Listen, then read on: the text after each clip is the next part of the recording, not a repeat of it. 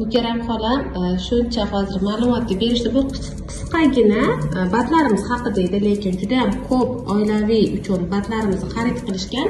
Bu kompaniyamizga maxsus sotgani emas, eng asosiysi o'zlarini sog'lig'ini birinchi o'ringa qo'yib, o'zlari uchun mahsulotni to'g'ridan-to'g'ri sklad narxida olish uchun kirib kelganlar. Aslini olganda, lekin xolamni ko'rsangiz 18 yoshda.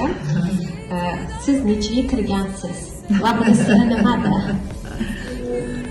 Ben hozir 73 yoshdaman. Men ko'p yillardan buyon o'zimni salomatligimga e'tibor beraman, to'g'ri ovqatlanishga qat'iy amal qilaman va shu bilan bir qatorda defitsitlarni to'ldirish uchun batlar ichib kelaman. Yaqin 20-30 yildan buyon shu mahsulotlarda iste'mol qilib kelaman. Sizga Faberlik kompaniyamiz batlari yoqdimi? Juda ham yoqdi. Buni yoqqan tomoni menda shundaki, bular kompleks.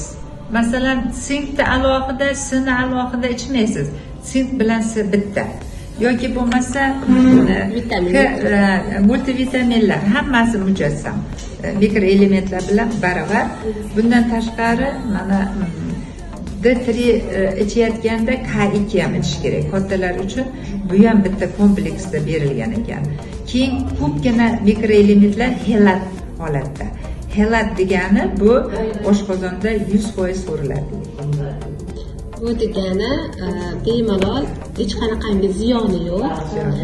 Hozirgi kunda bemalol biz O'zbekiston aholisini sog'lomlashtirishga dorilarsiz, ximikatlarsiz bemalol olib, mana bunday biodobavkalarni yetishmagan defitsitlarni bemalol berib, ularni sog'lomlashtirsak bo'ladi. Albatta. Aynan bu sog'lomlashtirish uchun ham prezidentimiz tomonidan farmon berilgan, ya'ni oxirgi mana qarorlarda ham har bitta aholini to'g'ri ovqatlanishga va to'g'ri targ'ib qilish.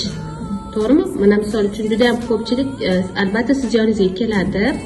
Antibiotiklar ko'pchilik doktorlar yozadi. Buni qanchalik foyda tarafi bor va ziyon tarafi bor. Shu haqida ham qisqacha ma'lumot aytib bersangiz.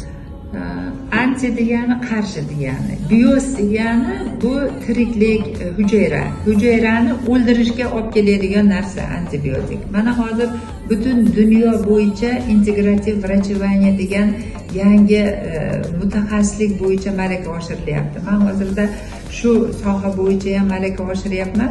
Buni asosiy anaqasi sababi yoki va buni targ'ibot qilishda asosiy maqsadi insonlarni doridan chiqarib ketish va ularni to'g'ri miyasiga tushuncha berish va to'g'ri ovqatlanish va defitsitlarni yopish bilan kasal bo'lmaslik. Butun dunyo bo'yicha hozir mana Yaponiya rivojlangan mamlakatlarda 90% integrativ nutritsiologiya, dietologiya, endokrinologiya sohalari bo'yicha ular nima qiladi? Oziqlanadi va o'z-o'zini davolaydi, sog'lig'ini mustahkamlaydi. Bizni O'rta Osiyo mamlakatlarida 1%. Bu degani juda ham yomon holat. Shuning uchun ham men malaka oshirishimdan maqsadim shu aholiga qandaydir yordam berish.